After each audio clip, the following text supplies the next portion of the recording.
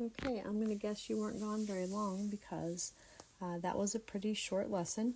You may have noticed you have many other IX cells, and they jump all the way to the Q's. So what we're going to learn about next are functions and domain and range. So our domain is going to be the set of all inputs.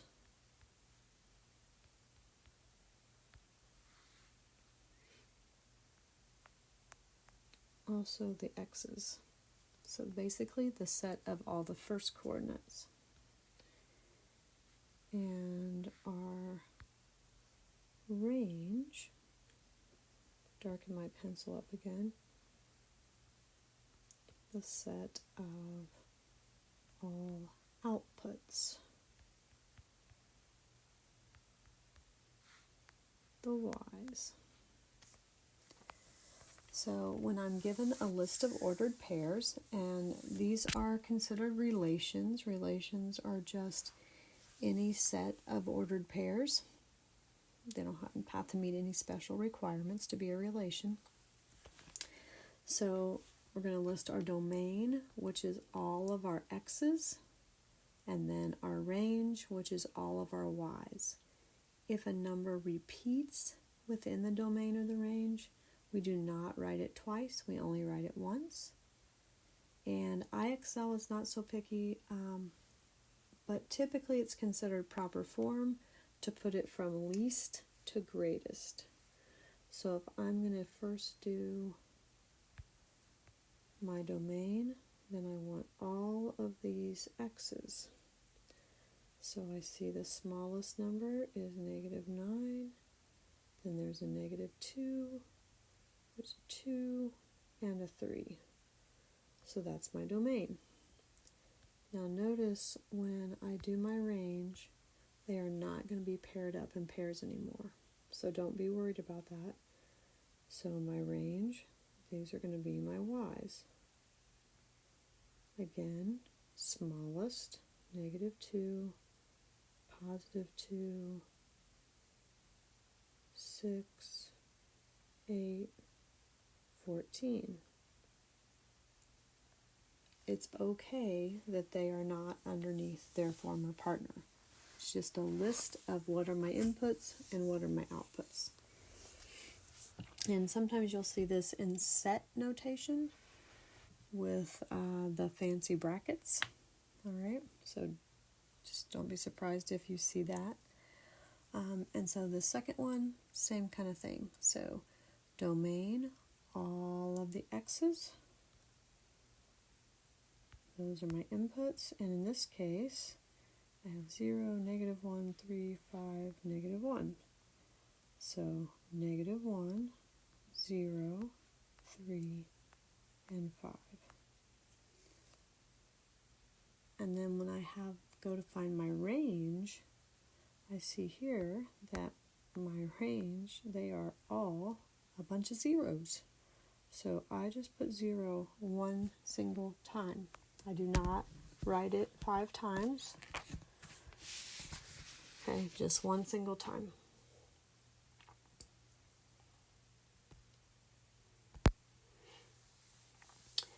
You could be asked to identify domain and range from a table, which is actually even a little easier because they're already separated into x's and y's.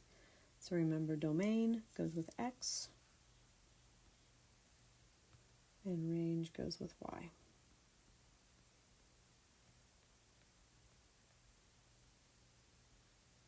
So this is, in this case, they are also in order the way they are, so I don't need to move them around.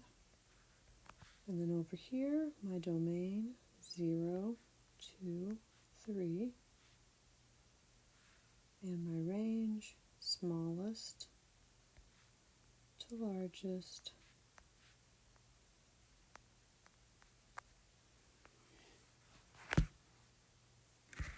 So you can have a different number of numbers in the domain and range because some of them might repeat.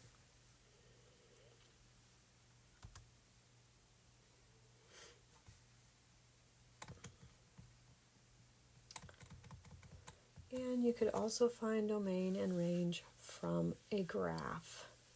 Now, sometimes to get it from a graph, people like to write down each of the points first, but that seems like a little bit extra to me.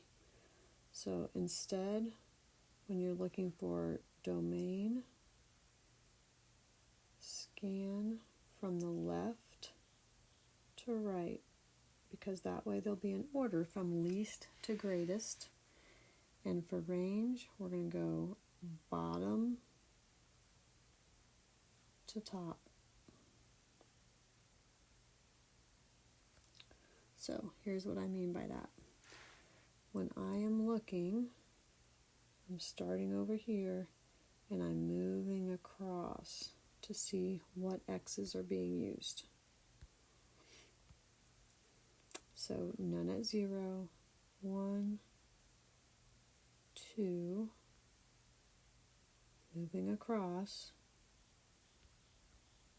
Oops, sorry. 3. There's not a point at 4, 5, and 6. So there's no point that has 4 for its x. And then for the range, starting from the bottom,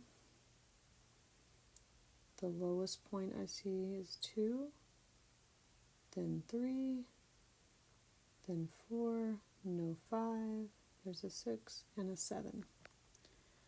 So when they're in a nice little row like that, it probably seems pretty easy, but what you're going to see later is that there might be one down here, and one over here, and one way out up here, and just in all sorts of weird places. And if you don't have a method, it's easy to overlook one of them.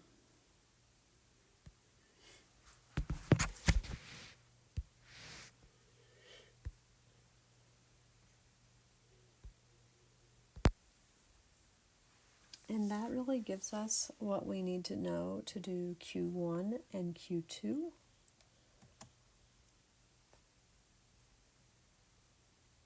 And so in Q1 and Q2, they're going to give us some things where we are converting from tables and points and graphs. So some of the points, so it's really some more practice in plotting points also. So some of the points have already been graphed. So 4, 9. 4, 9, 4, 9 is not on my graph yet. So 4, 9. And I don't really like to scroll, so I might make my screen a little smaller so I can see the points at the same time. 7, 5, that's already there. 10, 8, that's already there. 1, 2 is not there. Okay, so you're not graphing all the points, just the ones that are missing.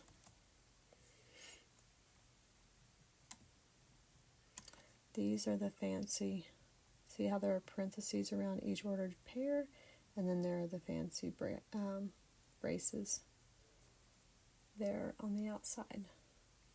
So 0, 3 is already up here. 5, 2, 1, 2, 3, 4, 5, 2 is already there. 10, 0.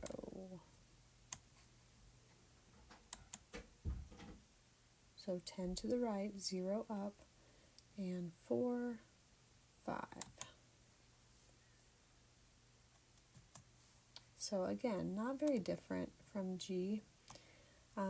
There will be some where we are instead looking at a table, and you want all of these 3 ordered pairs to be in the table, but they may have them in all sorts of different order. So, and sometimes there may be a couple that have the same Y or the same X, so you have to be really cautious that you are typing in the one that's missing. So these are mapping diagrams, and we'll look at them a little more, but the mapping diagrams, the arrows show where they go. So when I look at this first diagram, that means that 1 is being paired with 13, that's this line, and 1 is also being paired with 16, and then 11 is being paired with 16, and 13 is being paired with 13. So if that matches what I have at the top, and again, it could be in different order, looks like it does, so I'm pretty certain it's this one. But maybe if this is new to me, I might want to check the other one. And I see that, well, first off, the other one, there's only one line coming away from 1. So this, I see there are 2 1s. One's with 16 and one's with 13. So you can either kind of think about what the mapping diagram represents, or you can check, do all of these points appear on which diagram?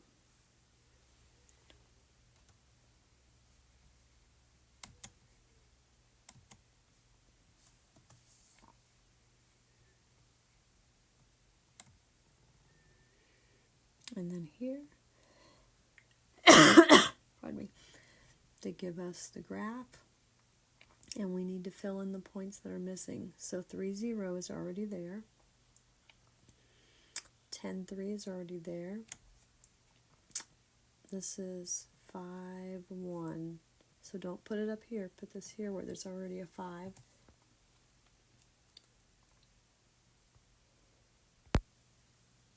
And then I scrolled back up a little bit so I could see that my other point is at 2, 8.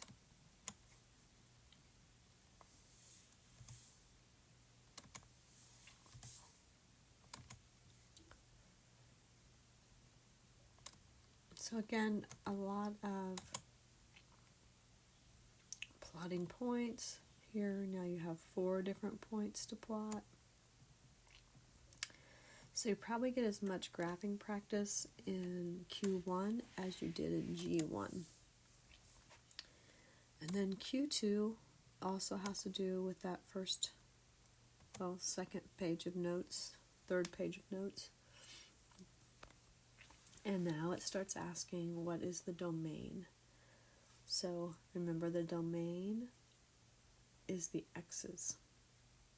And just to show you that IXL doesn't care, I can do 10, comma 9, comma negative 18. Now I do not want to type the 10 again.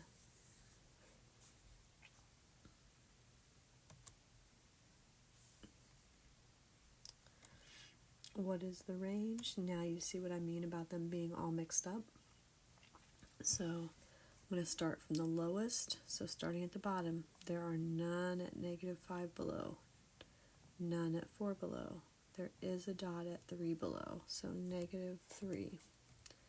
There's no dots at negative 2. There's one at negative 1, so negative 3, comma, negative 1, comma.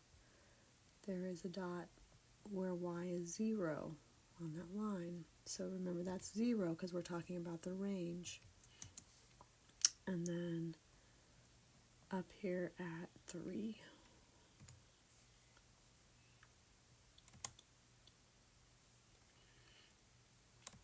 So again, they want the range.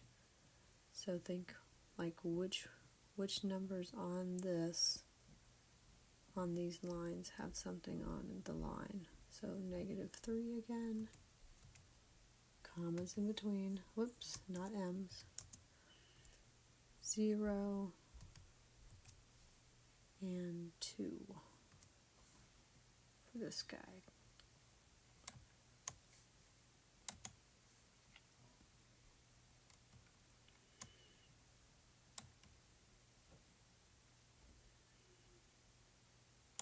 So remember, domain, just take the x's, commas in between,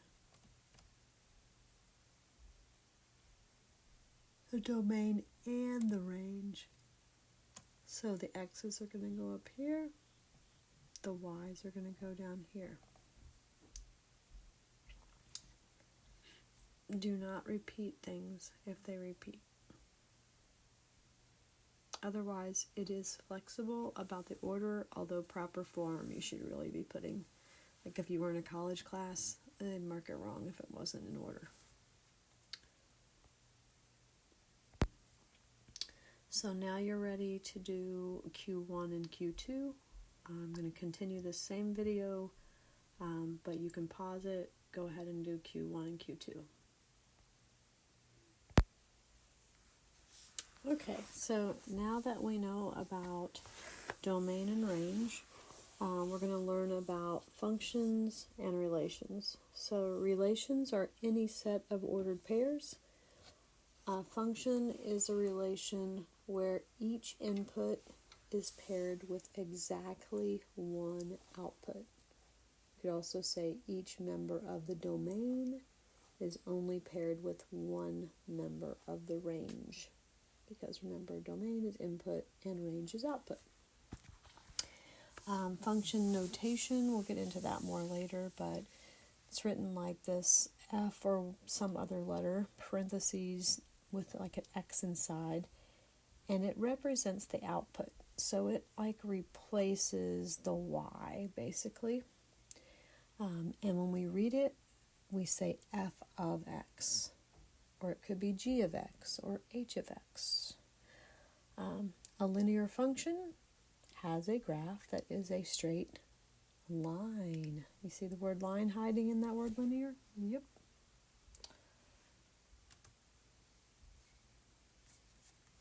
So you're going to have several opportunities to decide if things are functions or not. So for instance, we've got a mapping diagram here on the left. And I see those 4 inputs, and we have to decide, is it a function or not? So A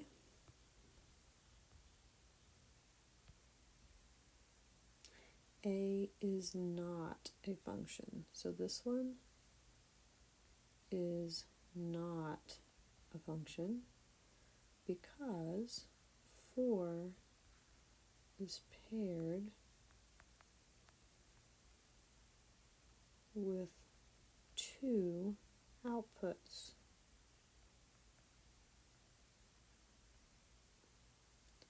So the 4 there, he's paired with 6 and with 8. So this is the problem right here.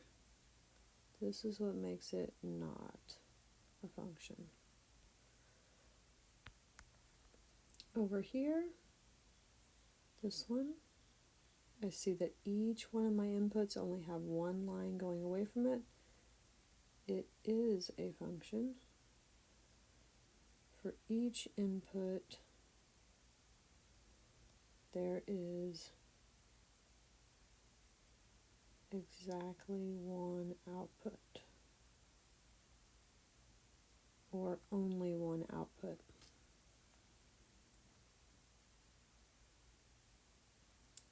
And then it just goes on to ask you for the domain and the range.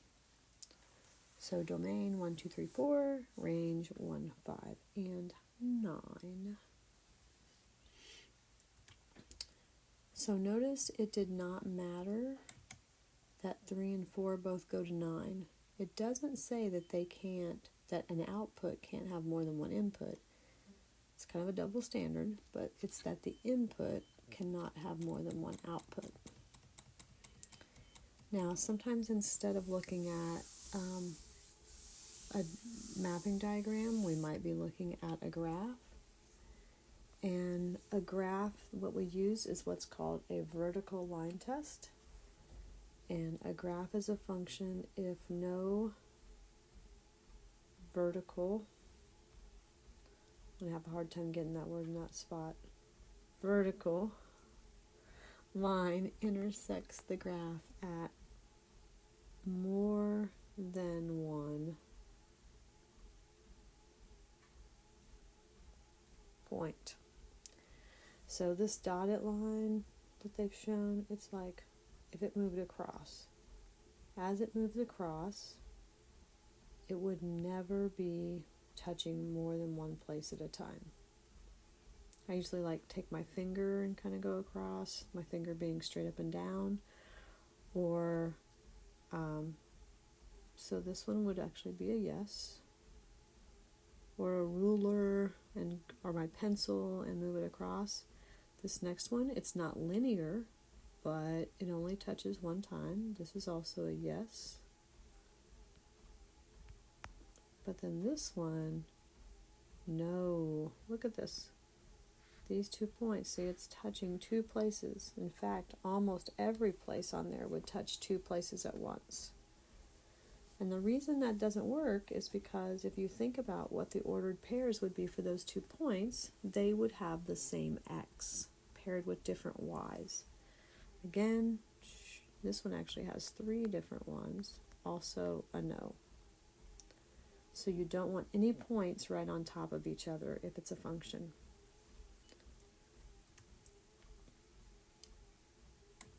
So when we say like those last 2, we would say they fail the vertical line test. So A here would be a yes.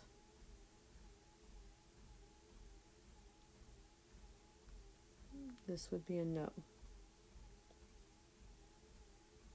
So this one would say no vertical line.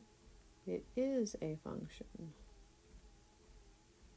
This would be a vertical line, can be, it is not a function. And then you should see in your notes that you have some more examples of those kind of things on the next page. And you see that when there's some reminders about how to tell if it's a function or not. You don't want any x value to be repeated, because when the x value is repeated, that typically means it is paired with more than one y. You can also look at the graph and make sure that it can pass the vertical line test. So this is called a parabola. It does pass the vertical line test.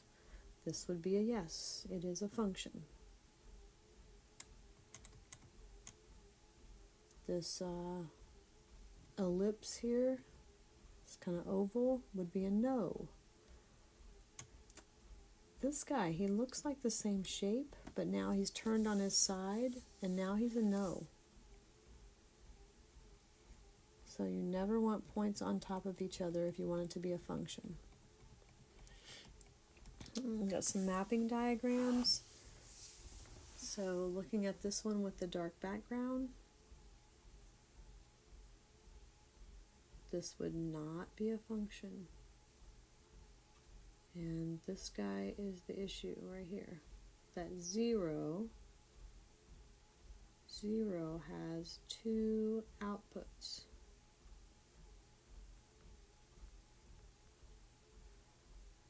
Okay, so it's not about 2 things going to 1, it's about 0 going to 2 different places.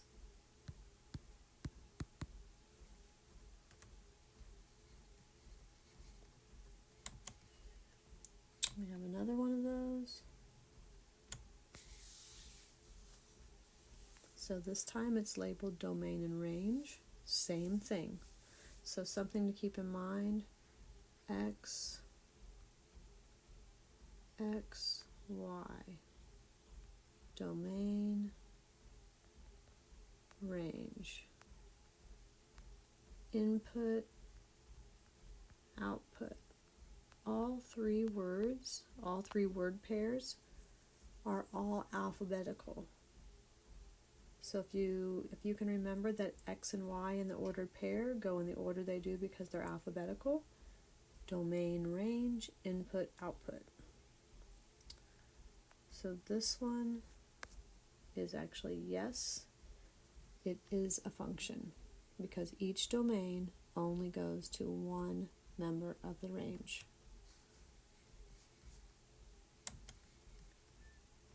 And honestly, I'm not sure that you have quite all these slides that I just showed you. now that I think about it. And then that gives you what you need to do Q4 and Q5. Q6 really has to do with graphing. So as long as all of the x's are different, you can easily say that yes, it's a function. Please don't just guess. Actually look at these. When you have dots, you don't want anything on top of each other. So as long as nothing is on top directly above each other, yes, it's going to be a function. I see 2 13s in the domain paired with different numbers. Nope, not going to be a function.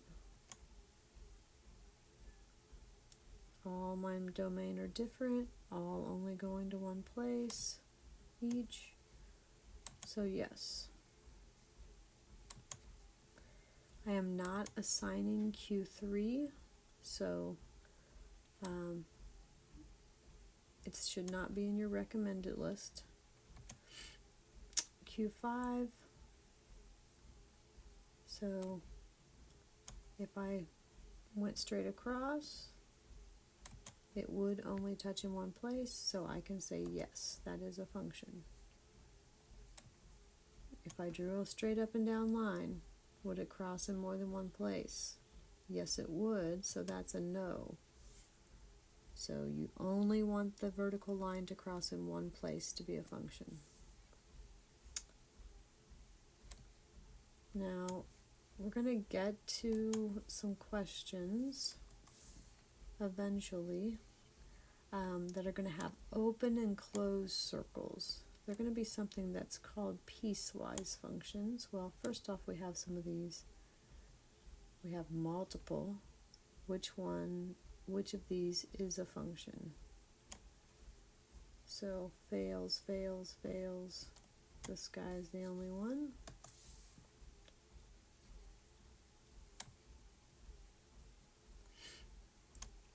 By the way, straight lines, as long as they're not straight up and down, are functions. They're linear functions.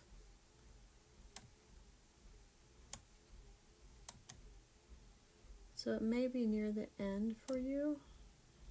Maybe you won't see it at all. Now this is a select all.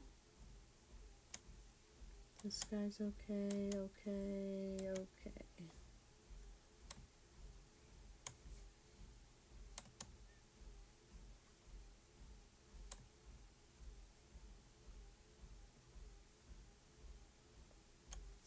Maybe they made that a little easier than it used to be.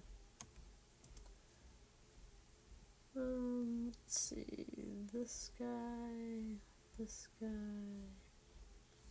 that one.